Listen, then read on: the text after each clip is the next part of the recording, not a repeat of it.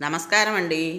మనం ఇప్పుడు డివి రమణి గారు వ్రాసిన వెండి పట్టీలు అనే కథను విందామా?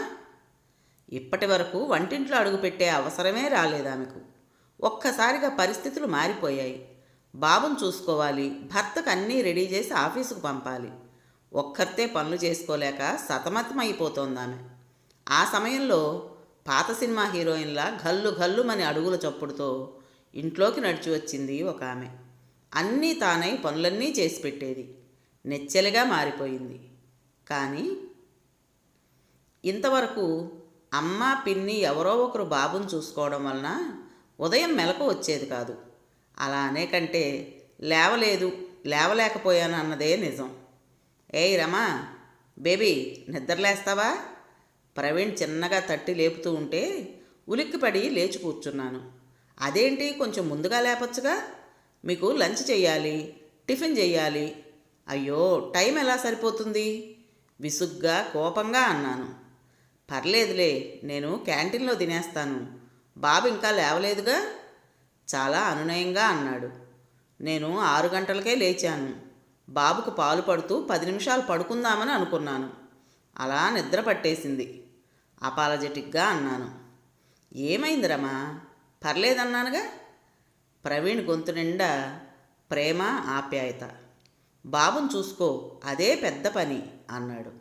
ఇంతలో గల్లు గల్లుమంటూ గజ్జల చప్పుడు. వెనువెంటనే వీధి గుమ్మం కట్టెను తొలగించుకుంటూ మెరుపులాంటి ఓ స్త్రీ లోపలికొచ్చింది. కళ్ళు చెదిరే అందం. అలాగే ఉండిపోయాను. ఎవరీమే? నేనెవరా అని చూస్తున్నావా? ఇదిగో మీ ఆయన ప్రవీణ్కి దైవమిచ్చిన చెల్లెల్ని. ఇంకా నా గురించి చెప్పుండడు. తర్వాత చెప్తాను నేనెవరో. ముందు ఈ టిఫిను ప్లేట్లో పెట్టి అన్నకి లంచ్ బాక్స్ ఇదిగో అని తెచ్చినవి టేబుల్ మీద ఉంచింది. ఎందుకు సత్య ఇవన్నీ అన్నాడు ప్రవీణ్. కొంచెం పుణ్యం పోగు చేసుకుందామని. నవ్వింది. చక్కటి నవ్వు, సొట్ట బుగ్గలు, వంకిలు తిరిగిన ఉంగరాల జుట్టు, పెద్ద వాలుజడ, నల్లటి కళ్ళు, ఇంకు బ్లూ కలర్ చీరలో కొందన బొమ్మలా మెరిసిపోతోంది. పాత సినిమాలో హీరోయిన్లా ఉంది. నిజంగా చెల్లెలేనా? అలాగే అనుకుంటున్నాడా? సందేహంగా ప్రవీణ్నే గమనిస్తున్నాను. నా చెయ్యి పట్టుకుని పద, పనులున్నాయి కదా అంటూ వంటగది వైపు తీసుకువెళ్ళింది. ఆ చొరవ, చనువు కొంచెం అసహజంగా ఉంది. నచ్చలేదు. మేము ఈ మధ్యే ఇంటికొచ్చాం, నువ్వు పుట్టింట్లో ఉన్నావు, అందుకే పరిచయం అవ్వలేదురమ్మా అంది. కొత్త వాళ్ళతో అంత వెంటనే కలవలేను. పైగా ఆ చనువు, చొరవ ఎందుకో అసహజంగా అనిపించలేదు, బిడియంగా ఉంది. ప్రవీణ్ టిఫిన్ తినేలోపు స్టవ్ మీద పాలు కాచి కాఫీ కలిపి అన్నకిచ్చిరా అని నా చేతిలో పెట్టింది. ప్రవీణ్ కాఫీ తాగి ఆఫీస్కి వెళ్ళిపోయాడు. ముందు గుమ్మం తలుపు వేసి వంటగదిలోకి వచ్చాను. సత్య అంత సులువుగా పనులన్నీ చేసేస్తుంటే ఆశ్చర్యంగా చూస్తూ ఉండిపోయాను. బాబు స్నానానికి బకెట్లలో నీళ్లు పెట్టుకుని కాళ్ళ మీద పడుకోబెట్టుకుని నూనె ఎలా రాయాలో, తర్వాత పిండి రాసి ఎలా నీళ్లు పొయ్యాలో చెబుతూ స్నానం చేయించింది. మెత్తటి టవల్తో తుడిచి పౌడర్ అద్ది బుగ్గను చుక్కపెడుతూ నా బుగ్గ మీద కూడా పెట్టి నవ్వింది.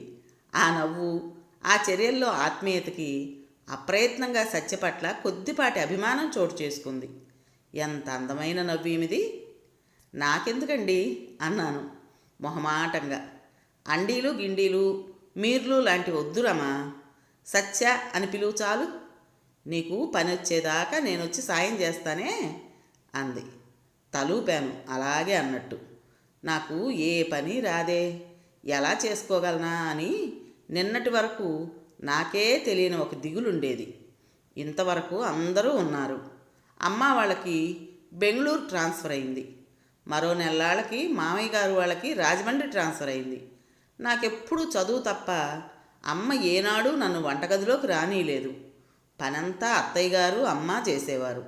దాంతో నాకు ఈ పనులు చేసుకోవటం వంటబట్టలేదు. బిఎస్సి, బిఎడ్ కూడా చేశాను. కనీసం ఓ 2 ఏళ్ళు జాబ్ చేసి పెళ్లి చేసుకోవాలని నా ఆశ.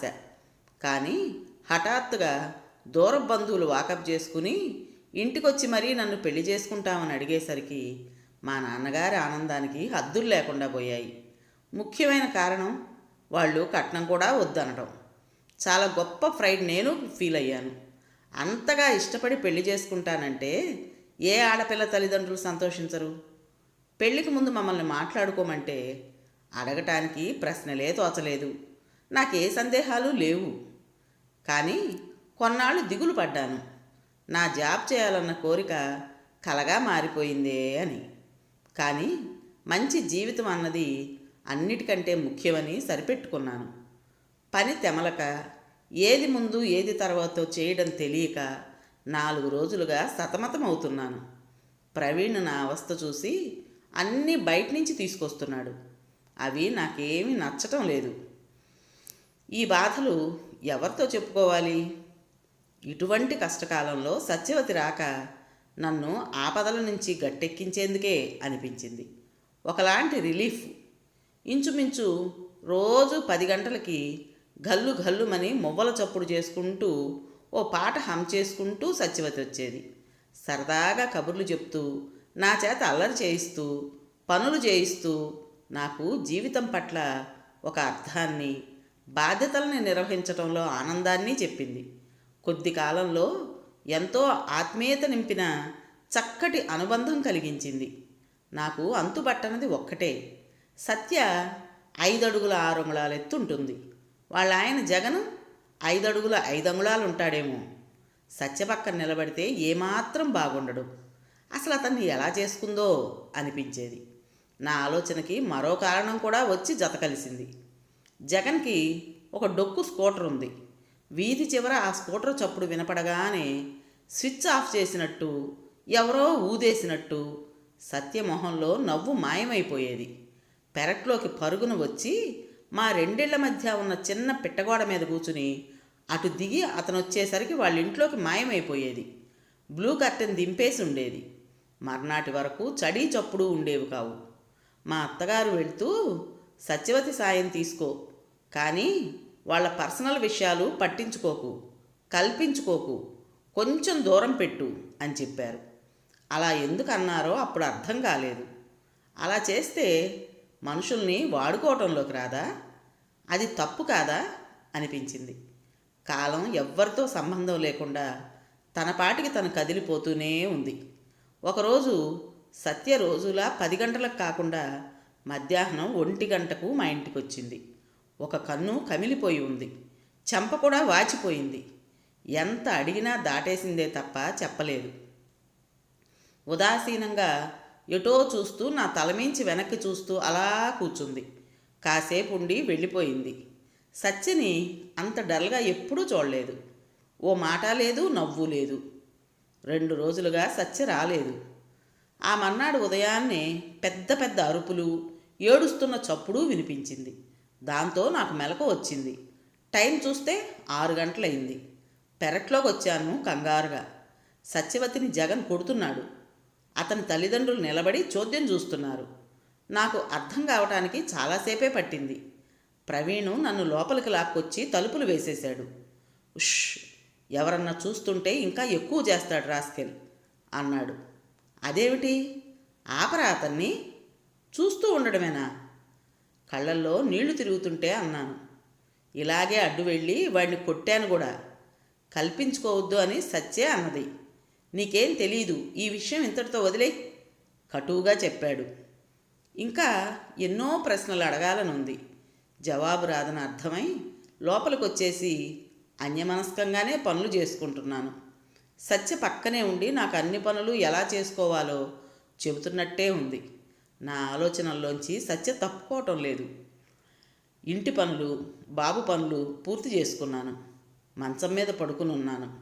ఆకలి అనిపించలేదు. తినబుద్ధి కాక తినలేదు కూడా. గల్లు గల్లుమంటూ గజ్జెల చప్పుడు. చటుక్కున లేచి తలుపు తీశాను. ఖిన్న వదనంతో ఎదురుగా సత్య. చెయ్యి పట్టుకుని లోపలికి తీసుకొచ్చి తలుపు వేసేశాను. ఒక్క క్షణం ఆగి, నిన్నట్నుంచి ఏం తినలేదు రమా, ఆకలేస్తోంది, కళ్ళ నీళ్లతో అంది. చప్పున దగ్గరకు తీసుకుని హత్తుకున్నాను. మనస్సుతో ఆ స్పర్శతో మాటలకు అందని ఓదార్పునిచ్చే ప్రయత్నం నాది. కంచంలో అన్నీ పెట్టి తెచ్చిచ్చాను. కళ్ళు తుడుచుకుని నెమ్మదిగా తింటోంది. సగం తిన్నాక కంచం పక్కన పెట్టి చేతుల్లో మొహం కప్పుకుని వెక్కి వెక్కి ఏడ్చింది. నిస్సహాయత, ఆవేదన, దుఃఖం. సత్య, సత్య, చెప్పు, ఏమైంది? ఎందుకు ఇలా జరుగుతోంది? చెప్తే నీ మనసు కుదుట పడుతుంది బతిమాలుతూ అన్నాను.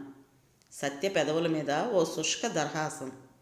ఏం చెప్పను, నిజానికి ఒక ధర్మానికి కట్టుపడ్డ నేరం ఇది. అదేమిటి?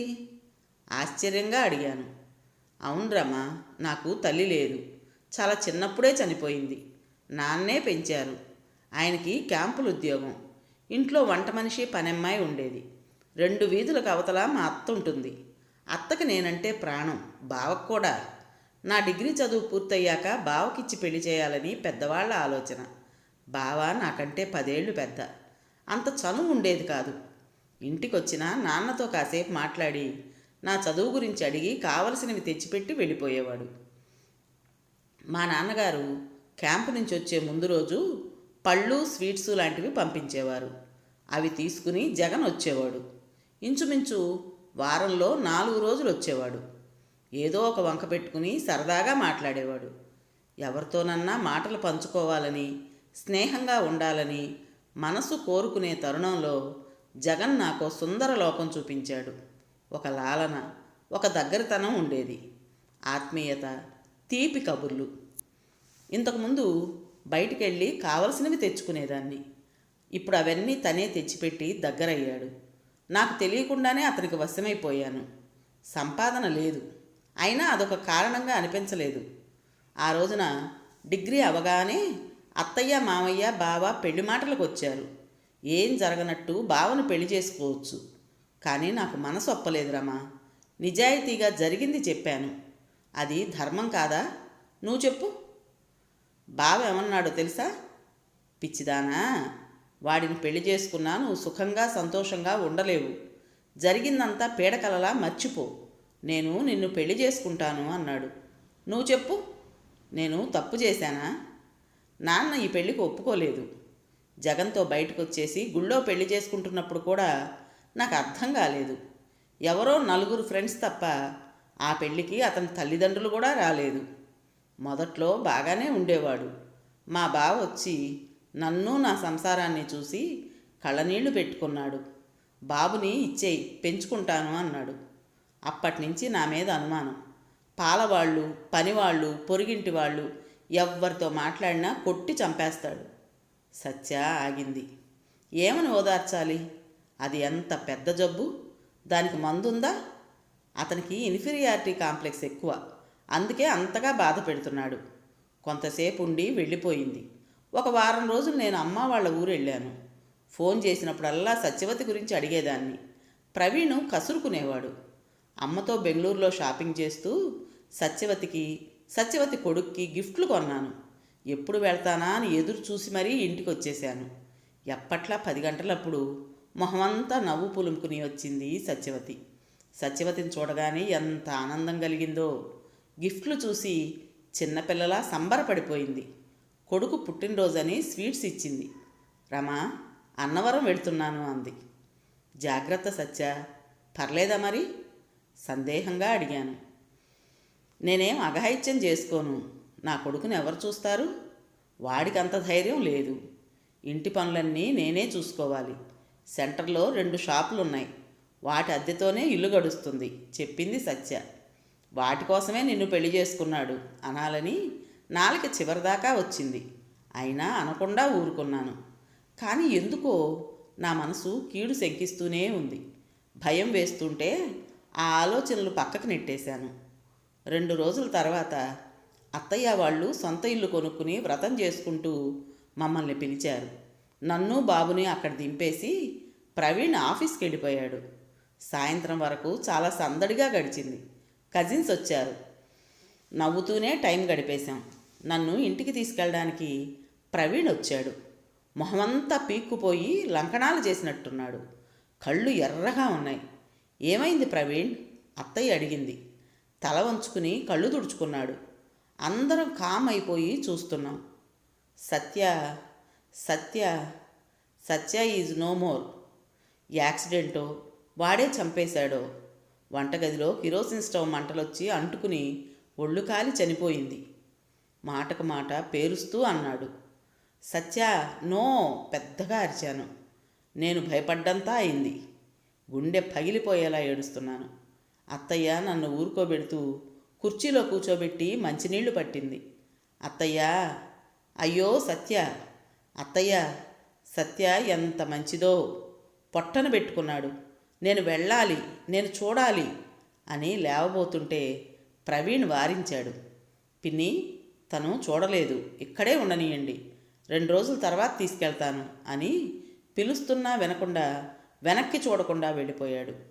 కంటికి మంటికి ఏకధారగా ఏడుస్తూనే ఉన్నాను. సత్య పిలుపుకి అందని తీరాలకు, పేరు తెలియని లోకాలకు వెళ్ళిపోయింది. గాలిలో కలిసిపోయింది. ఒక జ్ఞాపకమై మిగిలిపోయింది. నీలం చీరలో నవ్వుతూ ఎటు చూసినా తనే నాకు కనిపిస్తోంది. గుర్తుకొస్తూనే ఉంది. 2 రోజుల తర్వాత ఇంటికెళ్ళాను. మా అత్తయ్య గారు మామయ్య గారు వచ్చున్నారు. నా చేతిలోంచి బాబుని తీసుకున్నారు అత్తయ్య. సత్య ఇంటి ముందు జనం నిలబడి ఉన్నారు. 2 కానిస్టేబుల్స్ వాళ్ళ ఇంట్లోకి ఎవ్వరినీ వెళ్ళనివ్వటం లేదు. లోపలికొచ్చి సోఫాల్లో కూర్చునున్నాం. నిశ్శబ్దంగా ఉంది వాతావరణం. ఇంతలో టకటకా బూట్లు చప్పుడు చేస్తూ ఎస్ఐ వచ్చి లాఠీతో తలుపు మీద కొట్టాడు. Mister Praveen Kumar, need to talk to you and your Mrs అని నా వైపే చూస్తున్నాడు. నేను చెప్పేలోపు, అమ్మాయి, బాబుకి ఏ డ్రెస్ వేయాలి, ఇలా లోపలికి రా అంటూ నా చెయ్యి పట్టుకుని లోపలికి తీసుకువెళ్ళిపోయారు అత్తయ్య గారు. ఏమన్నా ఉంటే నాతో మాట్లాడండి, ఆమెకేం తెలీదు, ప్రవీణ్ కరెక్ట్గా అన్నాడు. ఇన్స్పెక్టర్ ప్రశ్నలు అడుగుతుంటే ప్రవీణ్ చాలా కూల్గా జవాబిస్తున్నాడు. మా ఎంక్వైరీ ఇంకా పూర్తవలేదు, మేం మళ్ళీ వస్తాం అని చెప్పి వెళ్ళిపోయాడు ఎస్ఐ. పని చేయాలనిపించక లేచి కూర్చునున్నాను. మామయ్య గారు ప్రవీణు మాట్లాడుకుంటున్నారు. అత్తయ్య గారు బాబును ఒళ్ళో పెట్టుకుని గారం చేస్తున్నారు. కాసేపటికి మామయ్య గారు ప్రవీణు బయటకు వెళ్ళారు. నాకు ఆశ్చర్యంగా ఉంది.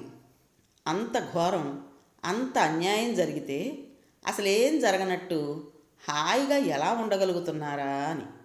చీకటి పడింది. కళ్ళ మీద చేతులుంచుకుని సోఫాలో పడుకున్నాను. చెవుల్లో సత్య నవ్వు, సత్య మాటలే. అమ్మా, పనమ్మాయి రత్తాలు నెమ్మదిగా పిలిచింది. కళ్ళమించి చేయి తీసి ఏమిటి అన్నట్టు చూశాను. కొంగులో దాచిన కవర్ ఒకటి తీసి గబుక్కున నా చేతిలో పెట్టి, నానిచ్చానని ఊరికి చెప్పకండమ్మా, మళ్ళొత్తా అని వచ్చినంత వేగంగా వెళ్ళిపోయింది. అంటించిన కవర్ తెరిచి చూడగానే వెండి పట్టీలు ఒళ్ళో పడ్డాయి. ఒక పేపర్ రక్తం పడితే తుడిచేసినట్టుగా ఉంది. కష్టపడి రాసిన రాత. రమా, నా దగ్గర టైం లేదు, ఒక సాయం చేస్తావా? ఈ పట్టీలు వెండివి, నేను కొనుక్కున్నవే, జగన్ కొనలేదు. నా గుర్తుగా నువ్వు పెట్టుకో. నాకెందుకో భయంగా ఉంది, నన్ను చంపేస్తాడేమోనని. చంపుతాడు కూడా. నాకేదన్నా అయితే నా కొడుకుని మా బావకు అప్పగిస్తావా? ఫోన్ చెయ్యి, 9848831124. అత్తయ్య నంబర్కైనా 9964748422. వాళ్లే వచ్చి తీసుకెళ్తారు. నీ మేలు మర్చిపోను. చాలా రాయాలని, చెప్పాలని, నీ ఒళ్ళో పడుకుని ఏడవాలని ఉంది. చాలా భరించాను. కానీ విధిరాతను ఎవరు తప్పిస్తారమ్మా? ఇది స్వయంకృతం. సెలవు, నీ సత్య. ఎవరో వస్తున్నట్టు అడుగుల చప్పుడయింది. చప్పున గజ్జెలు దిండు కవర్లో దాచేశాను, పేపర్ కూడా. ప్రవీణ్ వస్తూనే కోపంగా చూస్తూ, రమా, ఏమిటి పోలీస్ కంప్లైంట్ ఇస్తానన్నావట? అమ్మ చెప్తోంది అన్నాడు. అవును, అది మన బాధ్యత. ఏం అక్కర్లేదు అనవసరమైన గొడవలు. మనకుండే సమస్యలు మనకు చాలు. అలా ఎలా అనగలుగుతున్నావు ప్రవీణ్? రాఖీ కట్టి అన్నా అని నోరారా పిలిచేదే. ఇదేనా నీ అభిమానం? అన్నీ ఒట్టి మాటలేనా? ఇంత అన్యాయం జరిగితే మన వంతు బాధ్యత ఏం లేదా? షటప్, నాకు టీచర్లా నీతులు చెప్పకు. డోంట్ ట్రై టు ప్రీచ్ మీ. అంత సంఘసేవ మనకు అవసరం లేదు. అందరూ అలా అనుకోబట్టే ఎవరికి వాళ్ళు మనకెందుకులే అని అనుకుంటున్నందువల్లే ఇంత అరాచకం పెరిగిపోయింది. ఏమాత్రం తగ్గకుండా అంతే కోపంగా అన్నాను. తర్వాత ఎప్పుడన్నా డిబేట్ పెడతాను ఈ కాలనీలో, అప్పుడు చెబుదూ గాని నీతులు అనేసి ఫ్రెష్ అవ్వడానికి బాత్రూంలోకి వెళ్ళిపోయాడు. నేను వెంటనే లేచి చీరల అడుగున పట్టీలు దాచేసి లోపల నా పర్సులో ఆ లెటర్ దాచేసి ఏం జరగనట్టు కూర్చున్నాను కోపంగా. అత్తయ్య మామయ్య ఊరెళ్ళాలి. ఓ పక్క నాకు కూడా టైం లేదు. కానీ వాళ్ళు నన్ను తమ వెంట తీసుకువెళ్ళాలని వాళ్ళ ఉద్దేశం. 2 రోజుల తర్వాత వెళ్ళడానికి టికెట్లు రిజర్వేషన్ చేయించారు. ఇది ప్రవీణ్ పనే. సత్య కేసు క్లోజ్ అయ్యేదాకా నేను ఇక్కడ ఉండకూడదని ప్రవీణ్ ఉద్దేశం. ప్రవీణ్ ఆఫీస్కి వెళ్ళగానే నేను మా అత్తయ్య వాళ్ళ ఇంటికి వెళ్ళి వస్తాను అని చెప్పి ఇంట్లోంచి బయలుదేరాను. బీరువా తాళాలు నా పర్సులో వేసుకోవడం మర్చిపోలేదు. అత్తయ్య గారు నా వస్తువులన్నీ వెతుకుతారు. తగని క్యూరియాసిటీ ఆవిడకు. ఇంటి దగ్గర బయలుదేరి నేరుగా పోలీస్ స్టేషన్కి వెళ్ళి సత్య ఉత్తరం ఇన్స్పెక్టర్కి ఇచ్చి పోలీస్ స్టేషన్ నుంచే వాళ్ళ బావకు ఫోన్ చేయించాను. ఇన్స్పెక్టర్ గారు, సత్యకి న్యాయం చేయండి ప్లీజ్. నా పేరు బయట పెట్టద్దు. నేను బయటకు వచ్చి సాక్ష్యం చెప్పడం మా ఇంట్లో ఎవ్వరికీ ఇష్టం లేదు. నేనే మొండి ధైర్యంతో వచ్చాను. కళ్ళ నీళ్లతో చెప్పాను. షూర్ అమ్మా, తప్పకుండా. నాకు తెలుసు ఇలాంటిదేదో జరిగిందని. ఆ జగను 2 సార్లు పోలీసు లాకప్లో ఉన్నాడు. వాడి సంగతి నేను చూస్తాను. మీరు నిశ్చింతగా వెళ్ళండి అన్నాడు. చాలా థ్యాంక్స్ అండి. ఇలా సహకరిస్తే మేము మా డ్యూటీ చేయగలం అన్నాడు ఆయన. అత్తయ్య వాళ్ళ ఇంటికి వెళ్ళి సాయంత్రం వరకు ఉండి ఏం జరగనట్టు తిరిగి ఇంటికి వచ్చేసాను. ఒకలాంటి మొండి ధైర్యం. ఏం జరుగుతుంది? ఒకవేళ ఏమైనా జరిగినా సత్యకి జరిగిన అన్యాయం కంటే నాకు ఎక్కువ బాధ ఉంటుందా? సత్య ఒక ధర్మానికి నిలబడి బలైపోయింది కదా. సత్య మీద జాలి బాధ కలిగాయి. ప్రవీణ్కి అత్తగారికి మామగారికి కోపం వస్తే ఏం జరుగుతుంది? కొన్నాళ్ళు నాతో మాట్లాడరు, అంతేగా. ఆ రోజు సాయంత్రం ఇంటికి తిరిగి వచ్చాక పనులు చేసుకుంటూ ఆలోచనలతో గడిపేశాను. మర్నాడు 10 గంటల ప్రాంతంలో పోలీస్ జీపు హార్న్ కొడుతూ వచ్చింది. చేస్తున్న పని పక్కన పెట్టి పరుగు పరుగున క్యూరియాసిటీతో బయట వసారాలోకి వచ్చాను. జగన్కి సంకెళ్ళు వేసి పక్కింట్లోంచి లాక్కొస్తున్నారు. అతని తల్లిదండ్రులను కూడా సంకెళ్ళు వేసి తీసుకొస్తున్నారు. వీధిలో అందరూ ఇళ్లల్లోంచి బయటకొచ్చి చూస్తున్నారు. పోలీస్ జీప్ పక్కన ఒక కారు ఉంది. ఒక యువకుడు, సూట్లో ఇంకో వ్యక్తి నిలబడి ఉన్నారు. ఆ యువకుడి చేతుల్లో సత్యవతి కొడుకు. నన్ను దూరం నుంచే చూసి నవ్వుతున్నాడు. అచ్చు వాళ్ళమ్మ నవ్వేవాడిది. మనోహరంగా అనిపించింది. తలెత్తి ఆకాశం వైపు చూశాను. సత్య నవ్వుతూ చూసినట్టు అనిపించింది. న్యాయం చేయగలిగాననే ఒక సంతృప్తి నాలో. సత్య ఆ పేపర్లో రాసి నాకు పంపకపోయి ఉంటే నేనేమీ చేయగలిగేదాన్ని కాను. రత్తాలు ధైర్యంగా నిలబడి జగన్ చేసిన దుర్మార్గాలన్నీ ఒక్కొక్కటిగా ఇన్స్పెక్టర్కి వర్ణించి చెప్తోంది. ఇన్స్పెక్టర్ నా వైపు చూసి సెల్యూట్ చేశాడు.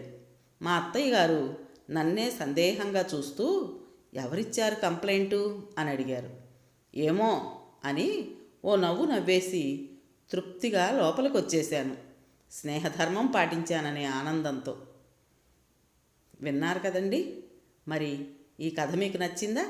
నచ్చినట్టయితే లైక్ చేసి మరో 4గురికి షేర్ చేయండి. అలాగే ఈ కథ పైన మీ విలువైన అభిప్రాయాన్ని కామెంట్ బాక్స్లో తెలియజేస్తారు కదూ. మరి ఇంత మంచి కథను మనకు అందించిన రచయిత్రి డివి రమణి గారికి మనందరి తరపున మనస్ఫూర్తిగా ధన్యవాదాలు తెలుపుకుంటూ, ఇటువంటి మంచి మంచి కథల కోసం కొత్త వాళ్ళు మన ఛానల్ని తప్పకుండా సబ్స్క్రైబ్ చేసుకోండి. రేపు మరో మంచి కథతో మీ ముందుకు వస్తాను. అప్పటి వరకు ఉంటానండి.